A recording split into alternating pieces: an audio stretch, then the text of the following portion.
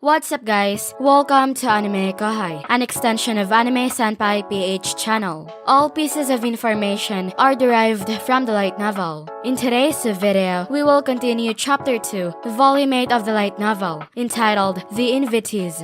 This video is the 5th part of chapter 2 in our Tensura spoiler video series. If you haven't watched the previous episodes, feel free to check out the links in the description below. If you want to help me out, please hit the like button and subscribe to my channel. Now, let's get to the video. How naive of you. Elmija said, shattering Erald's confidence. Certainly, crafting a highway in the forest is a daunting task. It has never been tried before because there was no benefit to it. She began guiding Erald through the issues involved. Just as he thought, there would be no profit from the project. It was rife with challenges, and there was no point to having a road through the forest anyway. But that was in the past. Before, the highway would have had to go all the way to the Dwarven Kingdom. Now, all it had to do was reach Tempest, the new nation in the middle of the woods. Also, there was now a purpose to the highway: trade.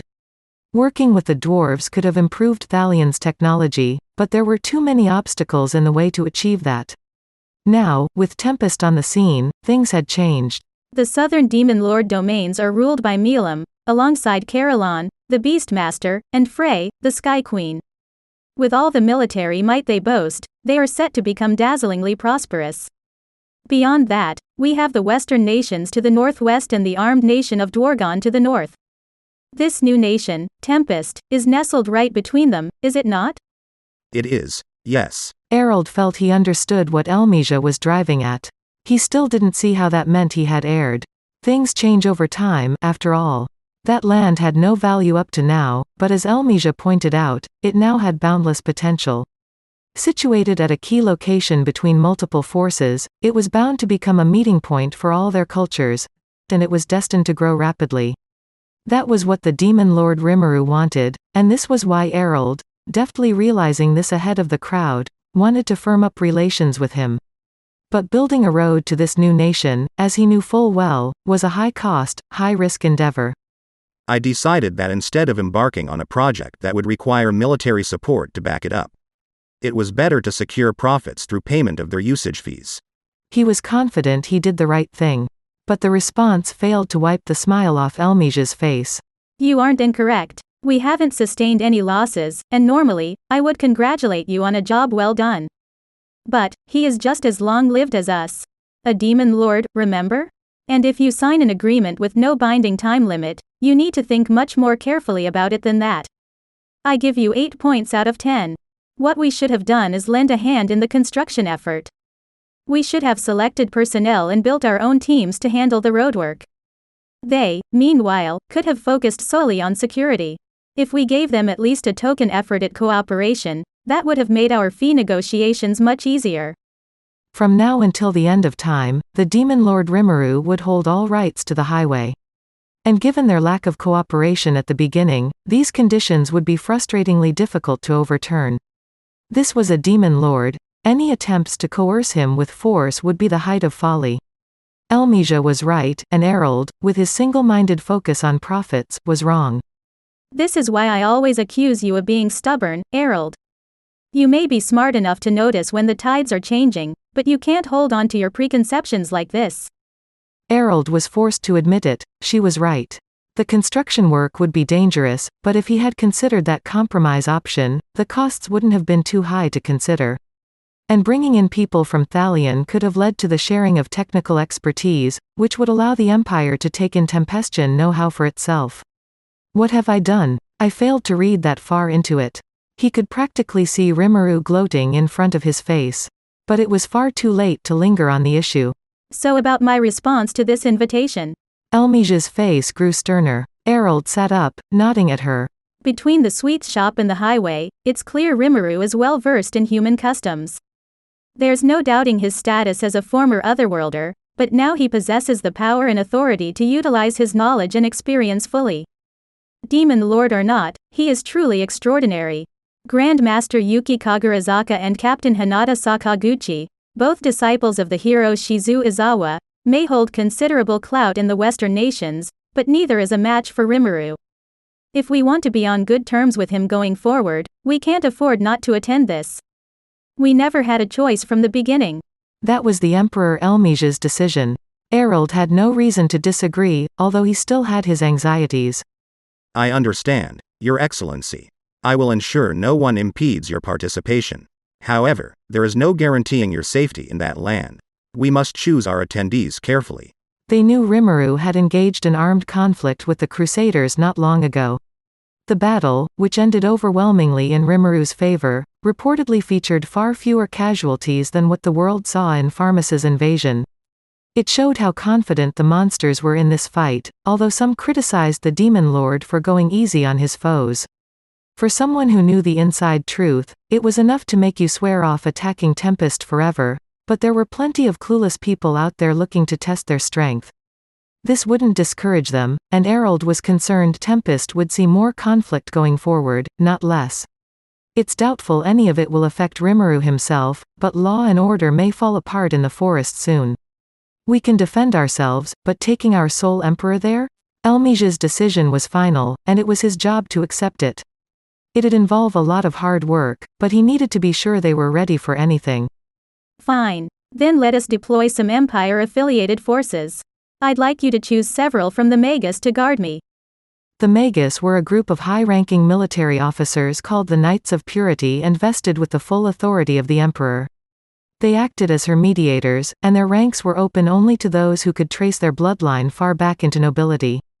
The Magus were hailed as the strongest force in Thalion, and yes, Errol was part of them. Now the Emperor was asking him to deploy a group who was kept a strictly guarded secret from other nations. It was a job he approached with dead seriousness.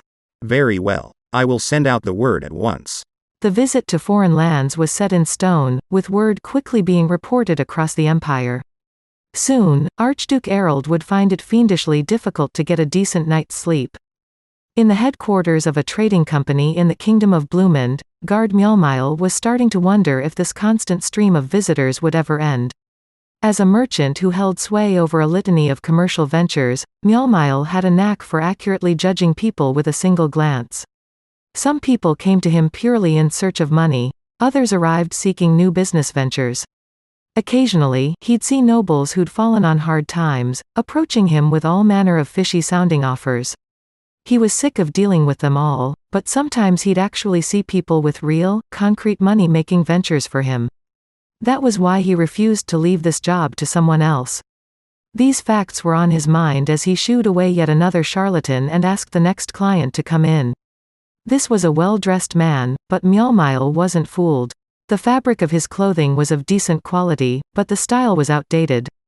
He couldn't afford a custom outfit in the latest fashion, so he was making do with last year's model. No, this man wouldn't be worth his time.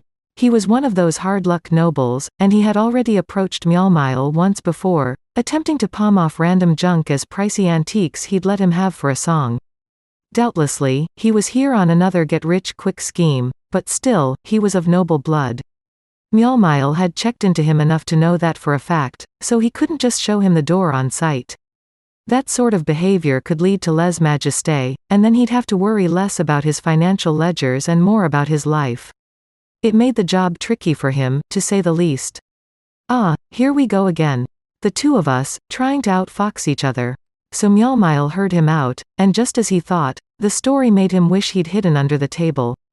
This man, the Viscount Kazakh was his name, was seeking a financial investment so he could use slaves to open a shop for him. The merchant saw, to be brutally frank, no chance that it would ever succeed. Employing attractive female slaves wouldn't be nearly enough to make the business work. Kazakh needed to thoroughly analyze the market, his client base, and his potential location, not to mention employee costs. Telling him all this, of course, was like explaining calculus to a pig. Huh? Why can't you decide on a location for me? And you speak of employee costs? Now what sort of fool pays their slaves?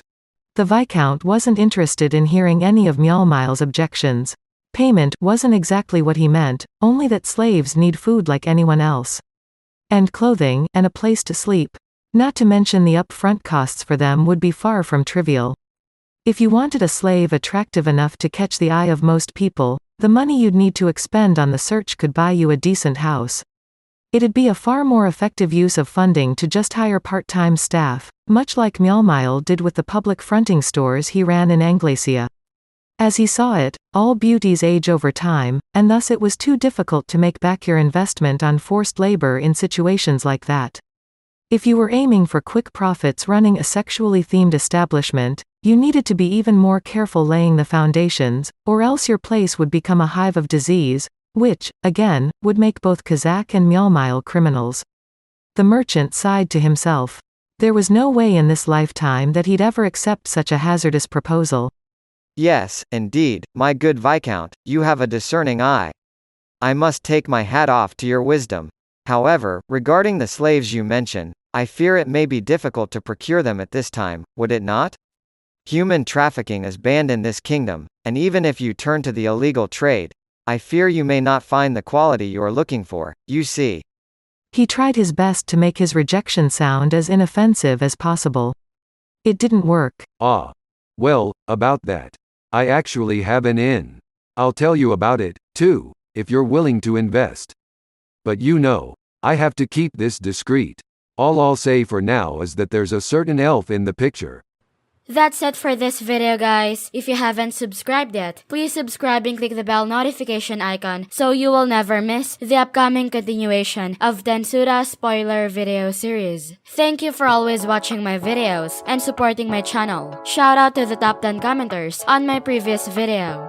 Shout out to Adil Ahmed, Ashley Lobo, Mazen Zold, O Movie Clinton, Abhishek Dungdung, Shubham Tiwari, Brian Prado, God's Retribution, Hashira of Nothing, Tempest, Akira Tempest, Riri Tokisaki, Donald C. Stewart, Ender Scud 360, Super Omega Prime MK2, and last but not the least, shout out to Commander Neo. I'll see you guys in the next video.